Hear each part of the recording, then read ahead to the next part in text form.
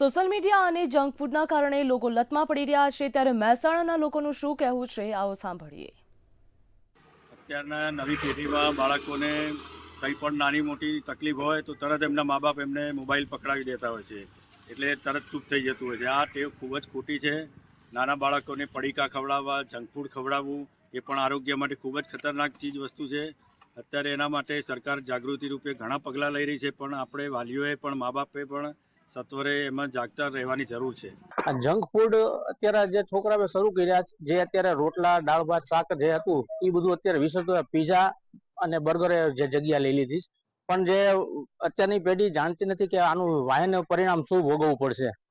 બીજું મોબાઈલ જે જગ્યા મોબાઈલ જે લીધી છે, પેલા રમત ગમત દોડા દોડી કરતા છોકરા ધૂળમાં રમતા, એનાથી જે શરીર અને સ્વાસ્થ્ય માટે ધૂળ કેટલી જરૂર છે એ અત્યારે છોકરા ભૂલી ગયા છે। એના જે રેડિયેશન થી જે લોકોને હાનિ કેટલી થાય છે। મોબાઈલ વાપરવાથી શારીરિક અને માનસિક નુકસાનકારક તો છે જ। મીડિયા સાથે નો ડાઉટ કે તેનો સારો એવો વિકાસ થાય છે, પરંતુ એની સાથે હાનિકારક તો છે જ, માનસિક અને શૈક્ષણિક રીતે હાનિકારક છે જ। મીડિયા થ્રુ બાળકોના ચારિત્ર્ય ઉપર નુકસાનકારક થઈ શકે છે અને તેના માટે મીડિયા જવાબદાર રહે છે।